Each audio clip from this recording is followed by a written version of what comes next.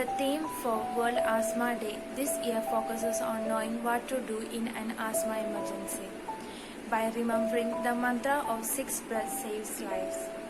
An asthma emergency can happen at any time, so it's important to know the steps of asthma first aid and act quickly in an emergency. World Asthma Day. World Asthma Day is an annual event organized by Global Initiative for Asthma to improve asthma awareness and care around the world. The World Asthma Day takes place on first Tuesday of May. The world's first Asthma Day in 1998 was celebrated in more than 35 countries in conjunction with the first meeting of asthma held in Barcelona, Spain. And the participation of the countries has increased with each Asthma Day held since then. On this day, they conduct various programs like providing health checkup for asthma patients in needed areas and spread awareness through live programs, etc.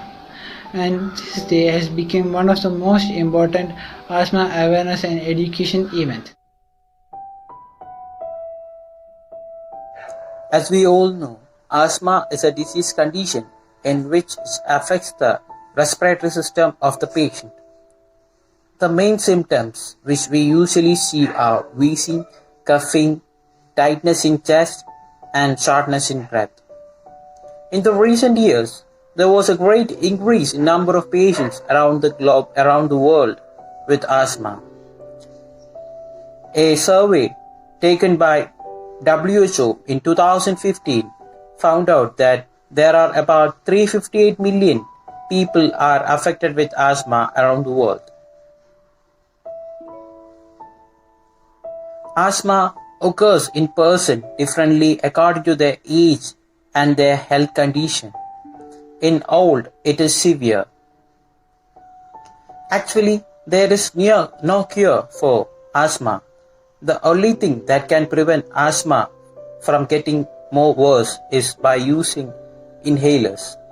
And the patient who is affected with asthma can avoid the situations where they come in contact with allergens and irritants.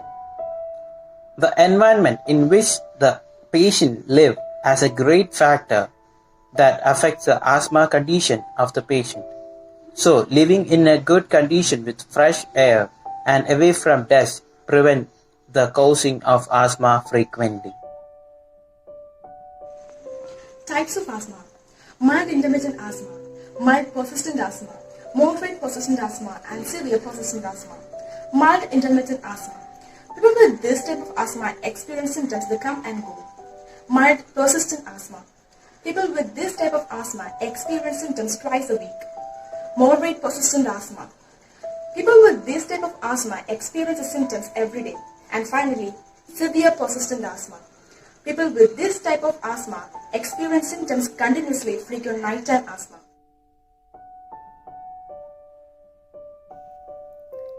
The symptoms of asthma may vary from person to person. It includes severe chest pain or chest tightness, shortness of breath, that means breathing difficulty, wheezing or whistling sound during inhalation. This is one of the commonest signs of asthma in children. Trouble in sleeping caused by shortness of breath, coughing, wheezing, severe throat irritations, respiratory infections, frequent heart rate, anxiety. These were the symptoms of asthma. Is caused by a variety of factors. History of viral infections, heredity, and hygiene hypothesis. Certain conditions in environment may also trigger symptoms of asthma. Sinusitis and respiratory infections such as common cold and pneumonia. Frequent exposure to allergens such as pollens, dust mite, and animal dander. Irritants and strong odors from perfumes and cleaning solutions. Tobacco smoke, air pollution, and exercise. Strong emotions such as crying, laughter, anxiety, or stress. Certain temperature changes, cold air, and changes in humidity. Medications such as ibuprofen, naproxen, aspirin, and beta blockers. Gastroesophageal reflux disease, a condition in which stomach acid back up into your throat also causes asthma. How can we diagnose asthma? The most common lung function test that is used to diagnose asthma is spirometry. Spirometry. This is a simple breathing test that is used to measure how much and how fast you can blow air out of your lungs. An exhale nitric oxide test can also be used to detect asthma. This test measures how much amount of nitric oxide gas is present in your breath. There are usually reasons or risk factors that predispose you to asthma. Asthma can happen to anyone without any risk factors, but it is less likely to happen without any risk factors. This includes having a blood relation such as a parent or siblings with asthma, having another allergic condition such as atopic dermatitis, being overweight, being a smoker, exposure to secondhand smokes, exposure to exhaust fuel or any other type of pollution, exposure to occupational triggers such as chemicals used in farming, hairdressing manufacturers, or in mining quarries, etc. are also the major cause factors which causes asthma. Treatment for asthma depends on how severe it is. Treatment usually involves proper medication. The right medication depends on your age, symptoms, asthma triggers, and so on. Depending on the type of asthma, long-term medications or quick relief medications are given. Long-term medications, they are taken daily. They keep asthma under control on a day-to-day basis, while quick relief medications alleviate symptoms of a quick asthma attack. And if your asthma is triggered by any allergens, then treatment can be provided accordingly. And finally, your treatment should be made flexible and based on changes of your symptoms, and they have to be thoroughly assessed by a doctor. Duration of asthma. Asthma is a long-term disease. Depending upon the severity, asthma can be classified into 4 general categories. First one, mild intermittent, second one, mild persistent, third one, moderate persistent, and fourth one, severe persistent. In mild intermittent category, there are mild symptoms up to 2 days a week and up to 2 nights a month. In mild persistent category, symptoms appear more than twice in a week but not more than once in a single week. In moderate persistent category, symptoms show once in a day and more than one night a week. In severe persistent category, symptoms appear throughout the day on almost all days and frequently at nights. In general, mild episodes may last only a few minutes, but more severe attacks can last from hours to days.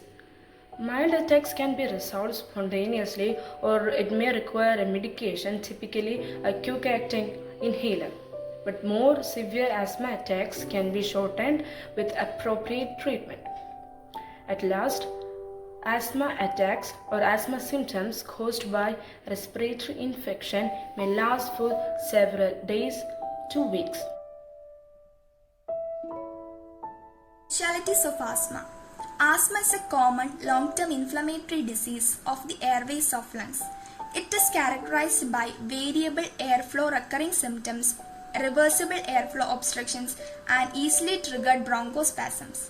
The symptoms may include episodes of wheezing, coughing, and shortness of breath. There are couple different types of specialists who can treat the people having asthma. An allergist or immunologist are trained in treating allergic diseases including asthma, and pulmonologists who are treating the people having lungs diseases also including treating in asthma.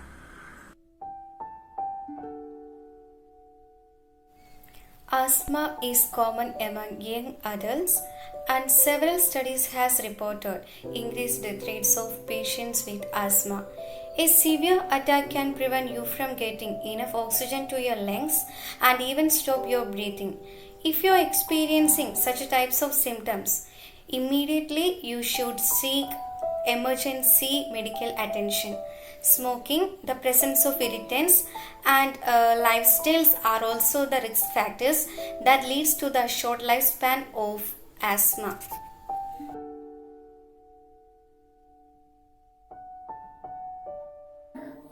There is a mantra in organized sports that says defense is king. The WHO recommended decrease in risk factors such as smoke, tobacco, air pollution, chemical irritants like perfume, and the number of lower respiratory infections. Other efforts that show promise include lower smoke exposure, breastfeeding, and increased exposure to daycare or large family, but none are well supported enough to be recommended in this indication. Exposure to pet sometimes are inconclusive, and if a person is allergic to pet, it is recommended to remove them. Removing or eliminating compounds that are sensitive to people from workplace are more effective. Then immunization is however recommended by WHO. Smoking bans are effective in lowering the worsening of asthma. It is all because of the fact that prevention is better than cure.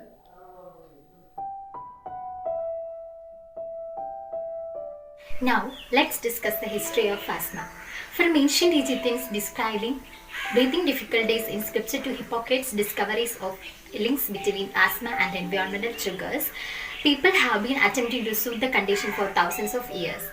Sir William Osler made great strides in specifying symptoms and possible causes of asthma in late 19th century.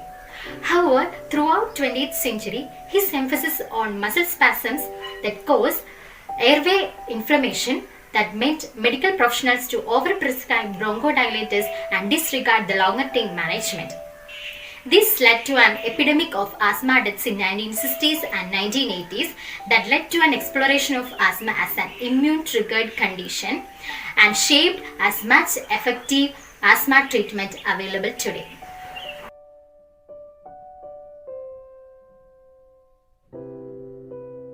Management of asthma. Asthma cannot be cured. Appropriate management can control the disease and enable people to enjoy their life. Short-term medications are used to prevent symptoms. People with persistent symptoms have to take long-term medications daily to control the inflammation and the symptoms and exacerbation. Medication is not only the way to control the disease. It is also important to avoid asthma triggers, stimuli that irritate and inflame airways. Using medical support, each asthma patient should know which trigger that he or she should avoid. Although asthma does not kill the scale of chronic obstructive pulmonary disease, COPD, or other chronic diseases, failure in taking medication or adhere to the treatment may cause to death. Let me conclude about asthma. Asthma is one of the most common chronic respiratory diseases. It can affect the people of any age, but often starts in childhood. Asthma is a variable disease which can change throughout a person's life. The causes of asthma are not well defined. The number of risk factors associated with this condition is in combination. It can be genetic or environmental. Occupational causes for this condition in adults are also well recognized. Thank you in being our part.